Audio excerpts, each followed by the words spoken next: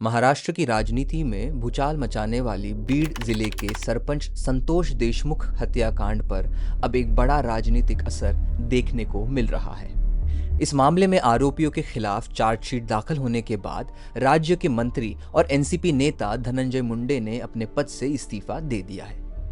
धनंजय मुंडे ने अपने इस्तीफे के पीछे स्वास्थ्य कारणों का हवाला दिया, लेकिन ये इस्तीफा ऐसे समय पर आया है जब हत्या के आरोपी महेश केदार के फोन से करीब 15 वीडियो और 8 तस्वीरें सामने आई है, जिनमें संतोष देशमुख के साथ क्रूरता करते हुए आरोपी दिखाई दे रहे हैं। इन वायरल तस्वीरों में संतोष देशमुख को निर्वस्त्र कर लोहे की रॉड से पीटते हुए आरोपी नजर आ रहे हैं। हत्या के बाद आरोपी जश्न मनाते भी दिखे। ऐसे वीडियो भी पुलिस के हाथ लगे हैं। इन फोटोज के वायरल होने के बाद एक और चौंकाने वाली खबर सामने आ रही है। भले ही ये फोटोज अभी हमारे सामने आ रहे हैं, एसआईटी ने भले ही अभी इनको रिलीज किया हो, लेकिन मुंबई तक में मिली जानकारी के मुताबिक ये वायरल फोटोज अजीत पवार ने पहले ही देखे थे। और तो और देवेंद्र फडणवीस ने भी ये फोटो पहले देखे जाने की खबर सामने आई है। इसके बावजूद भी कोई बड़ी कार्रवाई धनंजय मुंडे पर आज तक नहीं की गई थी। इस मामले में मुख्य आरोपी वाल्मीकि कराड़ को सीआईडी ने गिरफ्तार किया।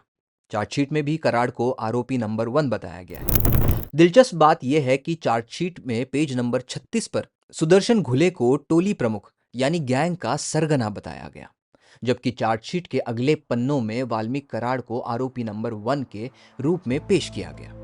ऐसे में ये सवाल उठ रहा है कि आखिर गैंग का असली सरगना कौन है, और क्या चार्जशीट में ये बात जानबूझकर लिखी गई ताकि आरोपी कानून बचाव का रास्ता निकाल सके।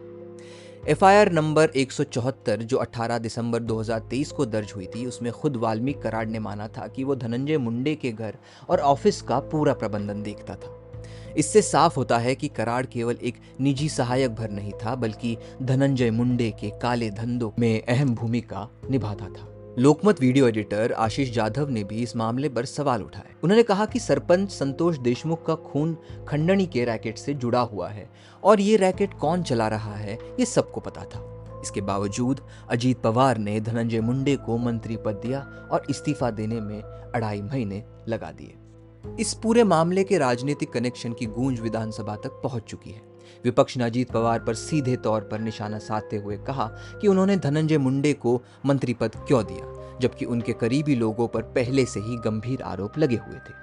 कांग्रेस नेता नाना पटोले ने कहा कि संतोष देशमुख हत्याकांड में सत्ता का सीधा संरक्षण दिया जा रहा है। वहीं शिवसेना उद्धव गुट ने भी मांग की कि अजीत पवार और धनंजय मुंडे की संपत्तियों की जांच होनी चाहिए। इस मामले का असर बीड जिले में कानून व्यवस्था पर भी पड़ा है।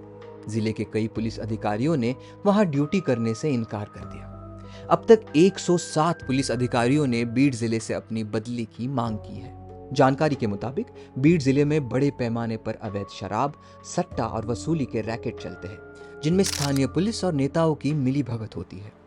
संतोष देशमुख की हत्या भी इसी नेटवर्क का हिस्सा मानी जा रही है। बीड के लोगों में डर का माहौल है और कई सामाजिक कार्यकर्ताओं ने मांग की है कि इस पूरे गिरोह का पर्दाफाश किया जाए। इस मामले में एक और अहम पहलू है कि संतोष देशमुख ने अपनी हत्या से पहले कई बार पुलिस से सुरक्षा की मांग की थी, लेकिन हर बार उनकी शिकायतों को नजरअंदाज किया गया। संतोष देशमुख ने पुलिस को दी अपनी शिकायत में आरोप लगाया था कि उनके गांव में जबरन वसूली का एक संगठित रैकेट चल रहा है, जिसमें नेताओं के करीबी लोग शामिल हैं। इस घटना ने महाराष्ट्र सरकार की कानून व्यवस्था पर गहरा सवाल खड़ा कर दिया। बीड जिले में 107 पुलिस अधिकारियों की बदली की मांग ये साबित करती है कि पुलिस महकमे पर भी किस कदर दबाव है। अजित पवार जैसे वरिष्ठ नेता की भूमिका पर सवाल उठना इसलिए भी जरूरी है क्योंकि सत्ता के संरक्षण के बिना इस तरह का खंडनी रैकेट और राजनीतिक हत्या संभव नहीं हो सकती। देवेंद्र फडणवीस जो राज्य के गृह मंत्री है, उनकी जिम्मेदारी बनती है कि वो निष्पक्ष जांच सुनिश्चित करें। लेकिन सवाल ये भी उठ रहे हैं कि मुख्य आरोपी वाल्मीकि कराड़ को जेल में कथित तौर पर सुरक्षा दी जा रही है। जेल के सीसीटीवी कैमरे बंद कर दिए गए, जिसमें कराड़ को मिले संरक्षण पर गंभीर शक पैदा हो रहा। इस मामले के सामने आते ही अपेक्षित था कि महाराष्ट्र विधानसभा में इस पर चर्चा होगी, लेकिन समाजवादी पार्टी के एमएलए अबू असीम आजमी के एक बयान को मध्य रखकर एक नया बवाल खड़ा कर दिया गया, जिससे धनंजय मुंडे के रेजिग्नेशन पर बात नहीं हो पाई और महाराष्ट्र की विधानसभा स्थगित हो गई। अगर सत्ता के शीर्ष पर बैठे लोगों की भूमिका की जांच नहीं होती तो ये सिर्फ एक और मामला बनकर रह जाएगा जहां सत्ता और अपराध के गठजोड़ ने कानून के राज को बंधक बना दिया है। बहरहाल, इन वायरल फोटोज के बाहर आने के बाद धनंजय मुंडे का रेजिग्नेशन या इस्तीफा तो आ गया, लेकिन अब इस केस में उनके ऊपर कोई कार्रवाई होगी या नहीं, ये देखना दिलचस्प होगा। आज मेरी तरफ से इतना ही। मेरा नाम है ज़ीशान कास्कर और आप देख रहे हैं द वायर।